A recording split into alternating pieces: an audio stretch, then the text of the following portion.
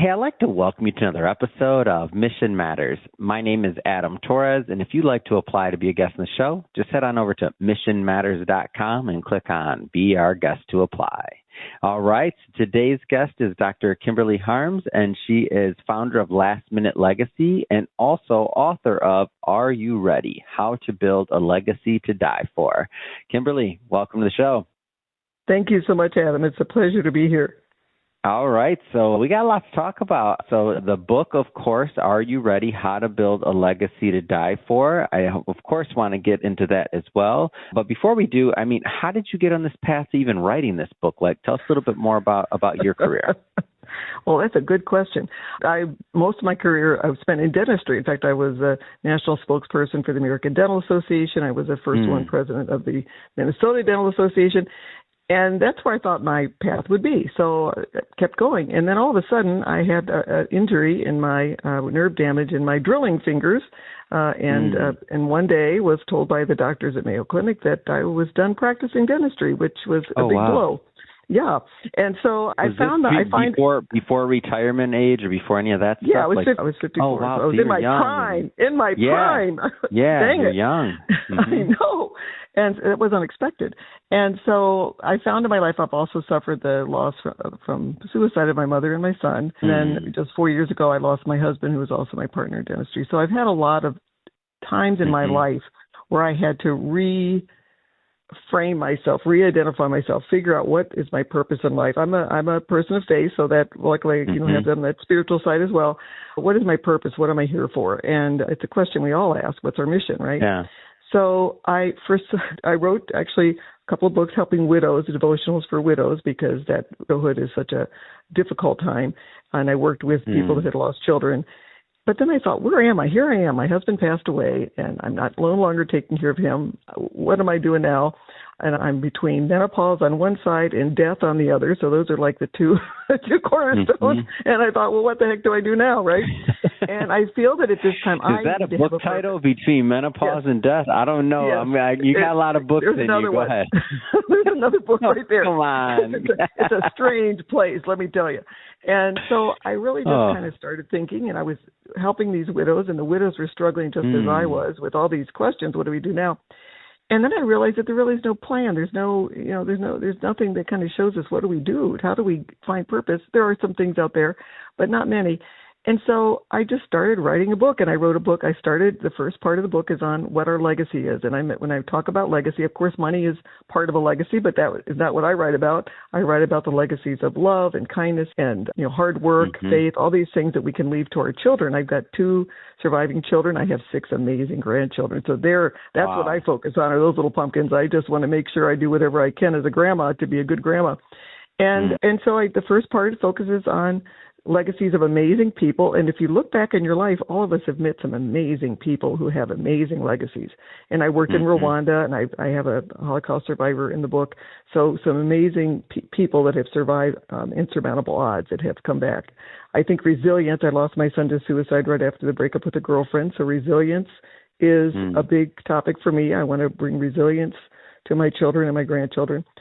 And the second part of the book, I became a death doula at the time because I wanted to really learn more about this process. So the second part is just facing death and dying, what people think, different beliefs, have different thoughts on what happens after you die. It's a fascinating topic, by the way. We don't like to talk about it, but it really is pretty fascinating.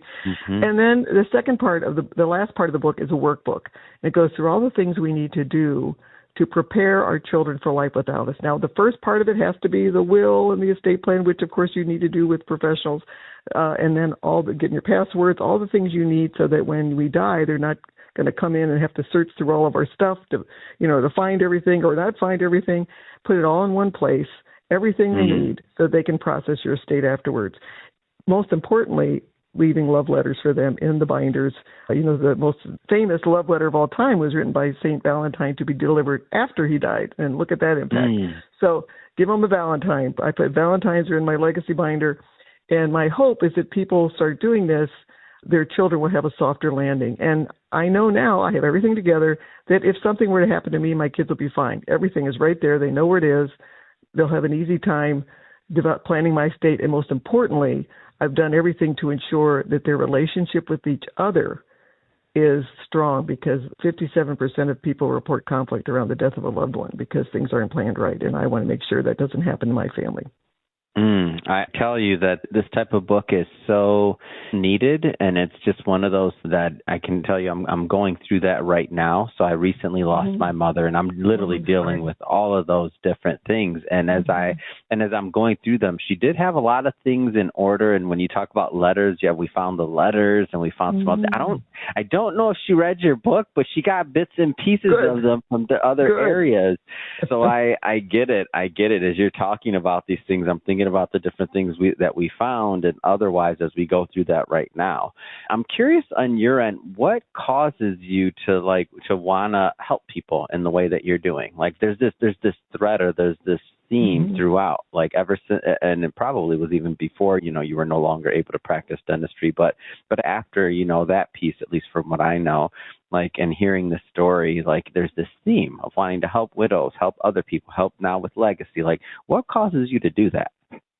Well, we talk about mission, and I'm a person of faith, and in my faith, I believe that I was helped. I can't even tell you the loss of a child by suicide 45 minutes after breakup with a girlfriend. I can't even tell you what that does to your life. And I've been through it. I've been at the bottom of that pit. I've, was buying curtains and lived down there forever, at some point. And I realized I had an amazing thing happen to me. Somebody came up to me a couple of months after my son died, and he was shaking his finger in my face angrily, telling me, "Don't you ever let your remaining children feel they are not enough. Don't you do that to them." And he was a cousin of my husband's, and that he had lost his brother at about the same age as we lost our son. Wow. And he felt he lost his parents at the same time. And I was on that road. I could see I could have stayed in that pit forever and just, cried my way through life. And I didn't. I fought my way out because it was not just me anymore. It was my husband who had just had a liver transplant right before my son died. My husband, my two daughters, I just fought. And I think that I in doing so, I had what I call them little angels, lots of people around me that just kind of helped me when I needed it, helped me through. And I really do believe that our job on earth is just our purpose, our mission in life, just general, life is to help each other along, to help us get through, because it's really tough. There's some big things that happen. And I had people help me. I had my God help me. And so my job, and I believe it's a mandate for me, is that my job is to help other people get through these things too, and to let them know that there can be joy at the end. You don't think about it. Again, in my faith, the joy of the Lord is our strength. I feel that we can help people understand that you can be joyful in the midst of sorrow. And can I tell just a quick little story about my granddaughter? Of course, please. Because I talk to my grandkids because I'm trying to make them resilient, right? I'm trying to help them realize that I'm going to go at some time. Grandma's going to die, and you're going to be. They're probably like, why is Grandma always talking about that? Yes, they don't know yet, right? They don't know yet, but they'll be ready. They'll be resilient. And I know that because my little redheaded Heidi was sitting at the table, and she said, "Nana," and I said, "Yeah, Heidi." She goes, "Nana, if what happened to Pop happens to you." And I said, "Well, what do you mean, Heidi?" She goes, "Well, you mean if you die? If I die?" "Yeah, Nana, if you die." And I said, "Go ahead, Heidi, tell me, what are you trying to say?" She goes, "Well, Nana, if you die, can we still go to Disney World?" I said, yes, I want you to go to Disney World. I want you to thrive. I want you to flourish. I want you to have happiness in your life. And every time she reads your book, Kimberly, she's going to be like, "And Nana, could you write that down in the will?" Yes. Well, no, actually, it's funny you should say that. Could you write down my trip just in case? I want to make sure it doesn't get lost. Just interestingly enough, I am writing it in the book, but I'm telling my daughters or my attorneys too. I'm telling them not to tell the kids because I don't want them to look forward to my death. What happens. But I am putting a trip. Okay, so there's a line to draw. There's a line. I'm not going to let them know because, I don't want them to think, okay, when's she going to go? I want to go to Disney World. But I sent that down. And I also wrote down in my will, I put money aside for the trip and money aside to get rid of all my stuff because you know how hard it is when you die to have your kids. And usually it's just one kid, and that tends to cause stress. I have companies. There are companies out there that will just, I said, "Kids, go through all my stuff, take whatever you want, and this company, here's money, they're going to come and get rid of it all." So I'm trying to make things as easy as possible when I go. But yes, that trip is going to be planned, but my grandkids aren't going to know about it. Oh, so your book cover, I'm looking at it, and I see this picture frame, and I see these 4 women, and they're holding up some things. What am I looking at? It looks amazing. You are looking at my book club. I have been blessed with amazing friends, lifetime friends. And those are four of my friends in the book club, and I started out on them. They were my guinea pigs, and I started out on them, helping them get their stuff together, and they're holding up their folders saying, "Yes, I'm ready. I'm ready to go." So there, and it was happened to be my friend Martha, who's in the front. It was her 70th birthday, so we kind of celebrated her 70th birthday by getting ready. So that was really fun for us. Oh my gosh, that's amazing. Go figure. I was looking at it and I'm like, there's got to be a story behind that, because that is a very unique book cover and it looks really cool. I was thinking they might be holding up, and I noticed they're all different colors, like their folders and stuff. It almost looked like an arts and crafts project. I don't know. Well, I was big into scrapbooking, so we have to, we have to make it nice for our friends, right? Yes, of course. So when we think about this concept of legacy, like, what does that mean to you, and how is that addressed in the book? Like, what does legacy mean? Your legacy is every interaction you have with every person in your life. And that's one of the reasons it's so great to get out of that grief pit, because when you're in the grief pit, when you're suffering, your legacy might be kind of spreading sadness a little bit, whereas when you can get out of there and have joy in your life, joy is contagious. And your legacy, I hope that my legacy is love and joy. That's the most important legacy. But it's every interaction you have with every person that you have.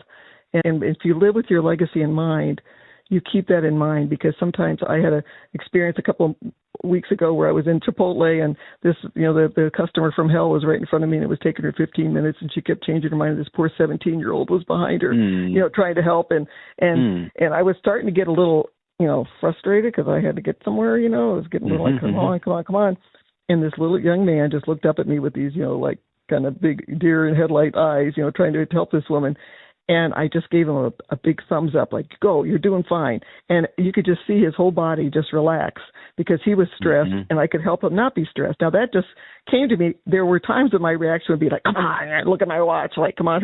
But I didn't. I realized he needed someone to give him a thumbs up. And what happens when you live like that? So he was helped, but then I was helped, because you get there's an endorphin rush when you do things like that. When you spread joy to other people, you get it right back. It's like a win-win situation. It's amazing how that works. So I think little things like that, how you address people in the line, how you treat your servers, how you treat everybody in your life. And, I'm not always perfect, and I mess up too, as everyone does. But I think living with that in mind, that this is my legacy, this is what I'm leaving. I'm leaving this behind. What do I want people how do I want people to feel after I leave them? And that's an important thing. You're also known for, and I've never really heard this concept until working with you, is an emotional life insurance plan for your family. Like, what does that mean? And how do you develop one? Well, we're used to getting that financial life insurance plan, right? And I'm trying to encourage people to think about this when they're younger, because, I know I'm in the fourth quarter of my life because I can do the math, but people that are younger don't know. Death comes unexpectedly. I lost a 54-year-old niece just recently. So I think that when we're doing that financial life insurance, think about the emotional life insurance. And the emotional life insurance plan, to me, is making sure you have everything put together in a way that helps your family emotionally. Because sometimes people put their wills together in a way that causes division in the family. And they're not really thinking about the emotional consequences of what they're doing. And so I want them, as they're getting their estate put together, as they're getting their legacy book put together, think about the emotional impact that has on their children and grandchildren, and what they need to feel is love. They need to feel loved. They need to feel you're proud of them. They need to feel those emotions rather than the distrust or the anger because, somebody got more than somebody else and there's no explanation. You don't have to have everything exactly the same, but I think with a letter of intent, that's another part of it. A letter of intent will tell you, I gave Mary Lou additional money because she took care of me for 5 years. And then there's an explanation from you that she did that so that the people that are involved in as your heirs are not going to get angry at the person, because they don't understand why things were done. So when you're putting your will together, take a look at the emotional impact it has on the rest of the family. For me, both my daughters are attorneys. So when my husband was alive, we did our will and we sent it to both of them and said, okay, take a look at it. If there's a problem, speak now or forever hold your peace, because we want you to get along when you're done, and I think those are important things. Oh my gosh, what a conversation, right? Like speak now, and you're like, all right, well.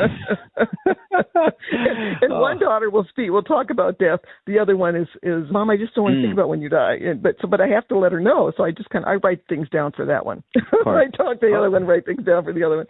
Oh, I think that's a really interesting point you make. Actually, is to kind of meet your children or your heirs, or meet them where they're at in terms of their comfortability with the conversation, right? Like that's a great tip you just provided, which is some may not want to talk about it. So like there's different ways to communicate, right? Right, exactly, and everyone's different, and everyone has a different comfort level.